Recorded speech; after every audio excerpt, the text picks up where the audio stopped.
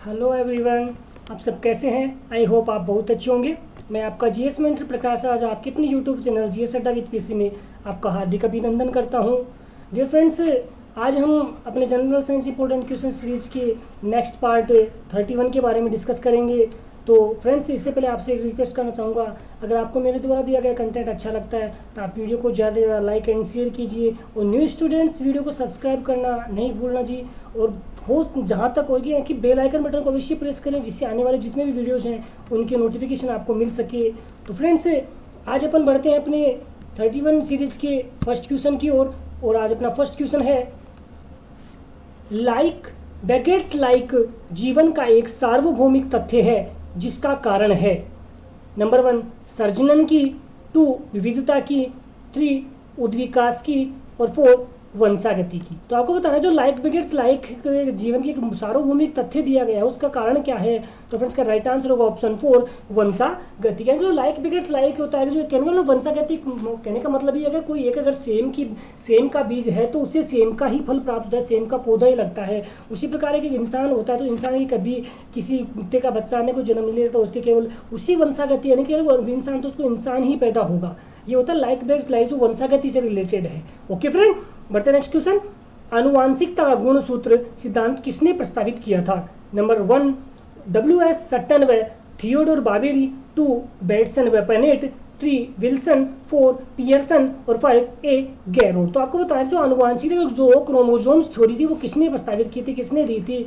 तो फ्रेंड्स का right answer की बात करें तो इसका राइट आंसर होगा ऑप्शन 1 W.S. सट्टन व थियोडोर बावेरी। यानी कि W.S. सट्टन व थियोडोर बावेरी ने सबसे पहले आनुवांशिकता के गुणसूत्र सिद्धांत को प्रस्तावित किया था। इसके अलावा अपन अन्य के बारे में भी थोड़ा खिलवाड़ कर लेते हैं, अन्य जो ऑप्शन उसके साथ में अच्छा खिलवाड़ करते हैं। बात करें बेटसन व पेनेट की, तो बेटसन व पेनेट ने सबसे पहले जीनों में जो सहलग्नता का अध्ययन किया था वो थे बेटसन व पेनेट। यानी जो जीन्स होते हैं गुणसूत्र के मानव शरीर में गुणसूत्र में जो जीन्स पाए जाते हैं उनमें जो सहलग्नता का यानी कि एक दूसरे के साथ में लगकर के जो कार्य करने का जो गुण होता है उसकी स्टडी सबसे पहले की थी बेटसन व पेनेट ने।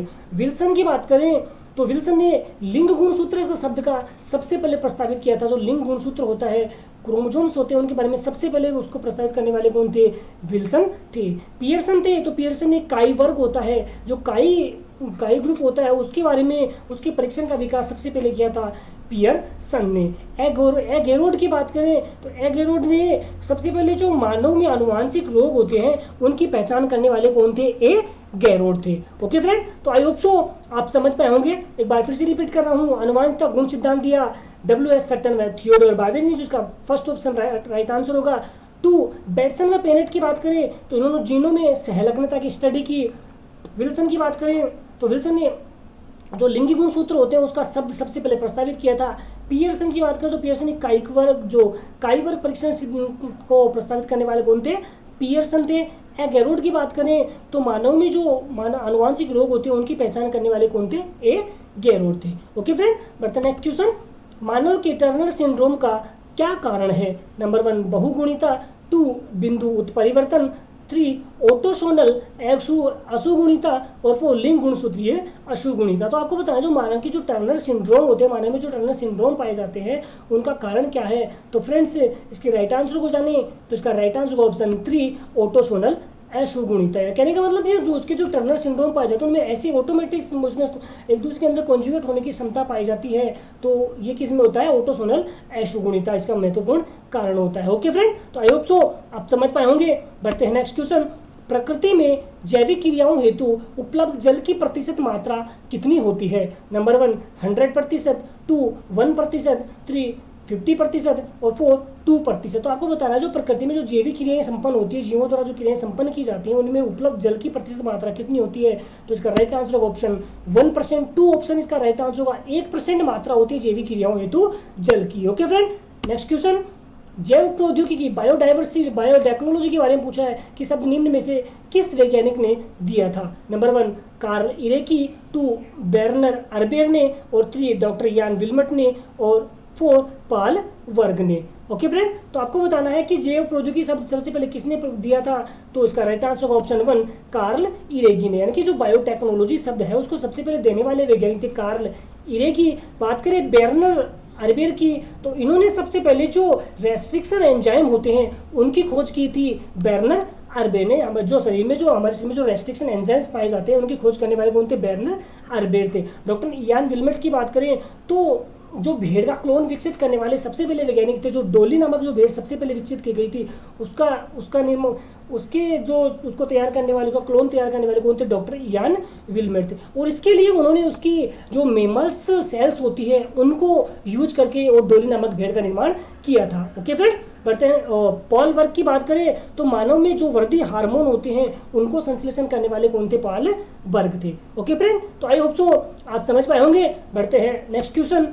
एगार पोष पदार्थ है। नंबर 1 असंगठित पोष पदार्थ, 2 कृत्योतक, 3 जेली जैसा पदार्थ, 4 ऑक्सीजन होता है। तो आपको बताना जो एगार पोष क्या होता है, तो इसका राइट आंसर होगा जेली जैसा एक पदार्थ, यानी कि एगार एक ऐसा पोष पदार्थ होता है जेली सदृश संरचना लिए होता है। Okay friend, next question.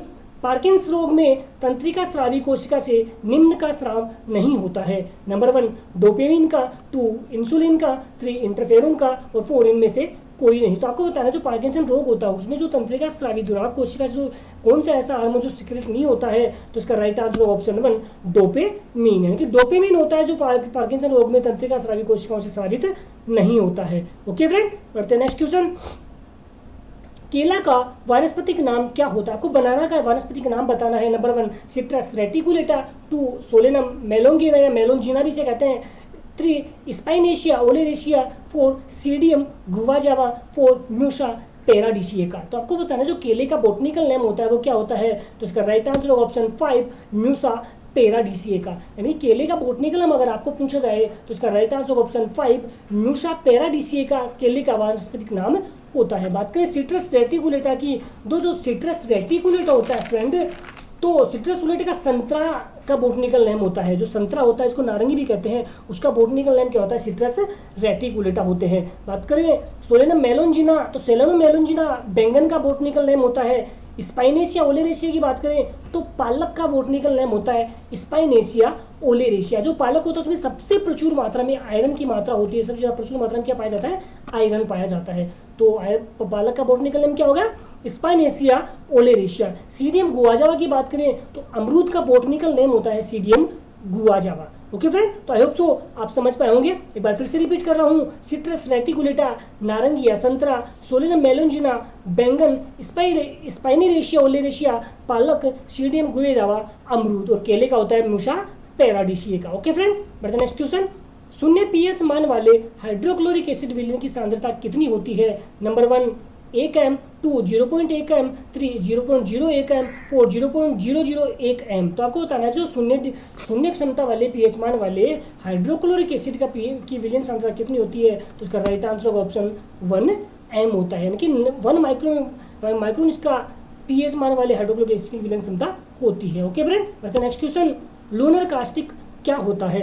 आपको बताना है जो लूनर कास्टिक क्या होता है। Number 1 KOH potassium hydroxide, 2 sodium hydroxide, 3 silver nitrate, 4 potassium nitrate. तो आपको बताना है जो लूनर कास्टिक होता है उसका वो क्या होता है, तो इसका राइट आंसर होगा ऑप्शन 3 AgNO3 यानी कि सिल्वर नाइट्रेट। जो AgNO3 होता है वो कवकन जो बोर्डो मिश्रण होता है उसको बनाने में प्रयुक्त किया जाता है। इसके अलावा वस्त्र रंगने में, विद्युत बैटरियों में या लकड़ी के परीक्षण में, इन सब में लूनर कास्टिक का यूज किया जाता है। बात करिए पोटेशियम, तो ये होता है, और पोटेशियम हाइड्रोक्साइड का फॉर्मूला आपको दे देगा KOH, सोडियम हाइड्रोक्साइड NaOH और potassium nitrate KNO3। Okay friend, बढ़ते हैं नेक्स्ट क्वेश्चन।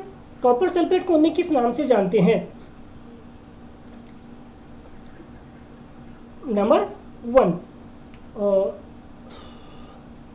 कॉपर सल्फेट को किस नाम से जाना जाता है? नंबर 1 खाने का सोडा, सोडियम बाइकार्बोनेट, इसका फॉर्मूला NaHCO3 होता है। Number 2 caustic soda, NaOH, sodium hydroxide, 3 धावन सोडा, सोडियम बाइकार्बोनेट, Na2CO3 और नीलात होता CuSO, कॉपर सल्फेट। तो आपको कॉपर सल्फेट का अन्य नाम बताना है, तो राइट आंसर ऑप्शन 4 नीलात होता CuSO4। जो CuSO4 होता है इसका बनाने में, बोर्डो मिश्रण बनाने में इसका यूज करते हैं। ओके फ्रेंड, बढ़ते हैं नेक्स्ट क्वेश्चन।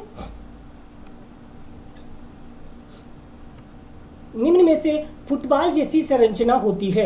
नंबर 1 हीरा की, 2 फुलरीन की, 3 ग्रेफाइट की और 4 फ्रियोन की। तो निम्न में से फुटबॉल जैसी संरचना किसकी होती है? तो उसका राइट आंसर होगा ऑप्शन 2 फुलरीन की। जो फुलरीन होता है वो गोल गुंबद जैसी संरचना के रूप में होता है और जिसकी आकृति होती है, वो संरचना होती है, कैसी होती है? फुटबॉल जैसी होती है। बात करें हीरे की, तो हीरे की आकृति होती है, ये क्रिस्टलीय प्रूफ होता है, कार्बन का क्रिस्टलीय प्रूफ होता है, जिसकी संरचना होती है वो चतुष्फलकीय होती है। ओके फ्रेंड, ग्रेफाइट की बात करें तो चपटे षटभुजाकार आकृति होती है ग्रेफाइट की। और फ्रियोन होता है वो कार्बन परमाणु जब अपनी संयोजकता क्लोरीन और फ्लोरीन के साथ परमाणु से पूर्ण करता है, यानी जो कार्बन परमाणु होता है क्लोरीन और फ्लोरीन के साथ मिलकर अपनी संयोजकता पूर्ण करता है, तो वो CFC का निर्माण करता है। किसका?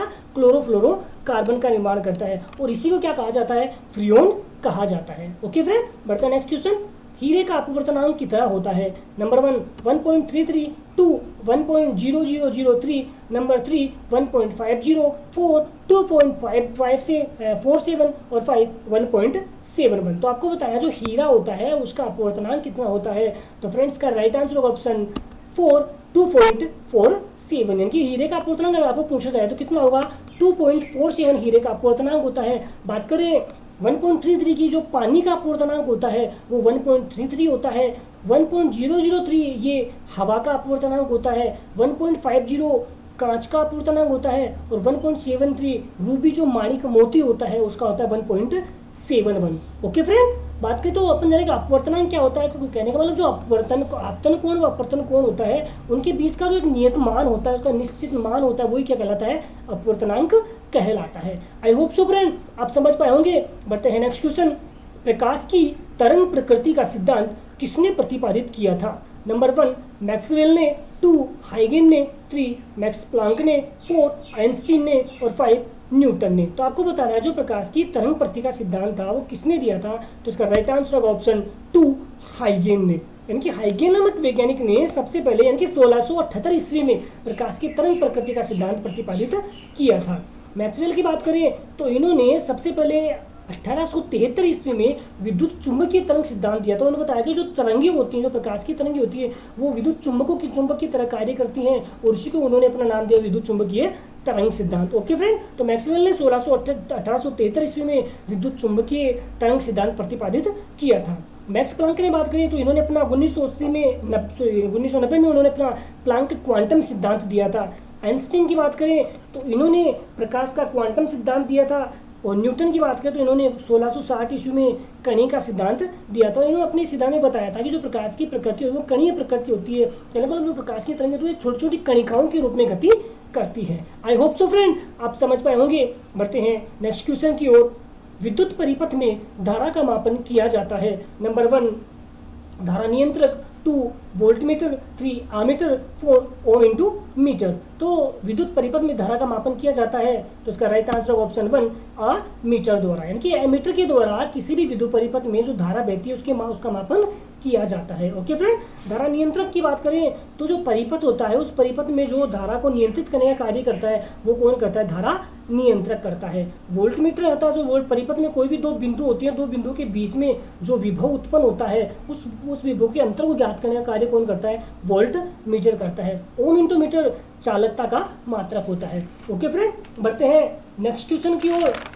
और नेक्स्ट क्वेश्चन है विद्युत ऊर्जा को यांत्रिक ऊर्जा में रूपांतरित करने का साधन है। नंबर 1 प्रत्यावर्ती धारा जनित्र, 2 दिष्ट धारा जनित्र, 3 विद्युत मोटर और 4 ट्रांसफार्मर। तो आपको बताना है जो विद्युत ऊर्जा को यांत्रिक ऊर्जा में कन्वर्ट करने का कार्य कौन करता है? तो इसका राइट आंसर होगा ऑप्शन 3 विद्युत मोटर।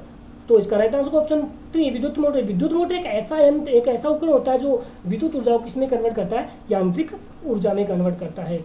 बात करें प्रत्यावर्ती धारा जनित्र की तो ये होता है चुंबकीय प्रेरण के सिद्धांत पे कार्य करने वाला एक युक्ति होती है। ओके, और विद्युत दिष्ट धारा जनित्र की बात करें तो ये ऐसी युक्ति जो यांत्रिक ऊर्जा को विद्युत ऊर्जा में कन्वर्ट करती है। और ट्रांसफार्मर के बारे में आपको मैंने पहले बता रखा है कि एक ऐसा साधन होता है जो अनन्य प्रेरण के सिद्धांत पे कार्य करता है तथा इसके द्वारा प्रत्यावर्ती धारा की वोल्टता को परिवर्तित किया जा सकता है। ये दो प्रकार की होती है, एक ऊंचाई ट्रांसफर होता है, एक अपचाई ट्रांसफार्मर होता है। ओके फ्रेंड, बढ़ता है नेक्स्ट क्वेश्चन। चावल में अंगमारी रोग का क्या कारण है? नंबर 1 पेरोस्पोरा स्पीसीज, 2 जेंथोमोनास ओराइजी, 3 एनविनिया एमाइलोवेरा और 4 जेंथोमोनास कैम्पेस्ट्रिस। तो आपको बताना है चावल में जो अंगमारी रोग होता है वो किसी कारण होता है, तो इसका राइट आंसर होगा ऑप्शन 2 जेंथोमोनास ओराइजी, यानी कि जेंथोमोनास ओराइजी के कारण चावल में अंगमारी रोग होता है। बात करें पेरोस्पोरा स्पीसीज, तो ये पेरोस्पोरा स्पीसीज की वजह से जो सेब का फल सड़ने लग जाता है, यानी कि सेब में फल का सड़ना किसके कारण होता है, पेरोस्पोरा स्पीसीज के कारण होता है। और इनविया एमाइलोरा की बात करें, जो सेब और नाशपाती होती है उसका अंगमारी रोग किसकी वजह से होता है, इनविया एमाइलोवेरा की वजह से। और जेंथोमोनास के कैम्पेस्ट्रिस से पत्ता गोभी में जो काला कीट रोग होता है, काला रोट रोग होता है, वो किसकी वजह से होता है, जेंथोमोनास कैम्पेस्ट्रिस की वजह से। ओके फ्रेंड, तो चावल में अंगमारी रोग का कारण क्या है, जेंथोमोनास ओराइजी, पेरोस्पोरा स्पीसीज सेब का फल का सड़ना, इनविया एमाइलोरा नाशपाती या सेब में अंगमारी रोग, और जेंथोमोनास कैम्पेस्ट्रिस पत्ता गोभी में काला रोट रोग। ओके फ्रेंड, बढ़ते हैं नेक्स्ट क्वेश्चन। रोल कोस्टर की सवारी में कौन सा बल कार्य करता है, नंबर 1 केंद्रीय बल, 2 अभिकेंद्रीय बल, 3 गुरुत्वीय बल, 4 अभिलंब। तो आपको बताना है जो रोल कोस्टर होता है इसमें सवारी में कौन सा बल कार्य करता है, तो इसका राइट आंसर होगा ऑप्शन 2 अभिकेंद्रीय बल, यानी कि अभिकेंद्रीय बल की वजह से जो रोल कोस्टर गाड़ी होती है वो उस पर जब बल लगाया जाता है वो आगे की ओर मूव करती है। Okay friend, next question. Contact lens सामान्यतः किसके बने होते हैं, नंबर 1 टेफ्लॉन के, 2 हाइड्रोजेल के, 3 नायलॉन के, और 4 माइका की। तो आपको बताना है जो कॉन्टैक्ट लेंस लगे होते हैं हमारे समूह में उसमें किसके बने होते हैं, तो इसका राइट आंसर ऑप्शन 2 हाइड्रोजेल की। जो हाइड्रोजेल वो सिलिकॉन की बनी होती है, हाइड्रोजेल जिसके लेंस होते हैं वो कॉन्टैक्ट लेंस इसके बने होते हैं। ओके फ्रेंड, बढ़ते हैं नेक्स्ट क्वेश्चन। ध्वनि की नाप की यूनिट क्या होती है, नंबर 1 न्यूटन, 2 डेसिबल, 3 सॉन्स और 4 फॉन्स। तो आपको बताना है ध्वनि की नाप की यूनिट क्या होती है, तो इसका राइट आंसर ऑप्शन 2 डेसिबल होती है, यानी कि ध्वनि की नाप की यूनिट क्या होती है, डेसिबल होती है। ओके फ्रेंड, बढ़ते हैं नेक्स्ट क्वेश्चन। तो thank you friend, thanks for watching and thanks for listening this video. तो फ्रेंड्स कैसा लगा आपको वीडियो, क्या वाकई में आपको लगता है कि ये किसी फैमिली मेम्बर या किसी आपके फ्रेंड्स की जो कंपटीशन एग्जाम की प्रिपरेशन कर रहे हैं उसके लिए हेल्पफुल साबित हो सकता है। तो आप जितने ज़्यादा सोशल मीडिया ग्रुप्स में ज़्यादा से ज़्यादा इसको शेयर कीजिए, और बस इससे इतना सा होगा, कहीं ना कहीं आपके फ्रेंड को अच्छा लगेगा, वो आपको थैंक्स कहेगा, और मेरा भी छोटा सा जो मैसेज उन तक पहुँच पाएगा, और आपके मेरे लिए इतना करने से मैं और भी ज़्यादा मोटिवेट रहूँगा और आपके लिए अच्छा सा अच्छा कंटेंट लाता रहूँगा। तो दोस्तों कैसा लगा आपको वीडियो, कमेंट बॉक्स में मुझे मैसेज करके अवश्य बताएं। आपकी कोई भी किसी भी क्वेश्चन के प्रति या अन्य कोई इनिशिएटिव को चाहते हैं तो इसके प्रति कोई क्वेरी है तो आप मुझे कमेंट बॉक्स में अवश्य मैसेज करिए, या मेरे व्हाट्सअप नंबर डिस्क्रिप्शन बॉक्स में मेरे व्हाट्सअप नंबर दिए गए उन पर मुझे आप मैसेज कर सकते हैं। साथ में इस वीडियो की PDF आप डिस्क्रिप्शन बॉक्स में जाकर डाउनलोड कर सकते हैं, और इसके अलावा जो पिछले की वीडियो आपको देखने तो प्लेलिस्ट में जाकर देख सकते हैं, या एंड स्क्रीन पर आई बटन पर क्लिक करके भी देख सकते हैं। तो धन्यवाद फ्रेंड, आज के लिए इतना ही। जय हिंद, जय भारत।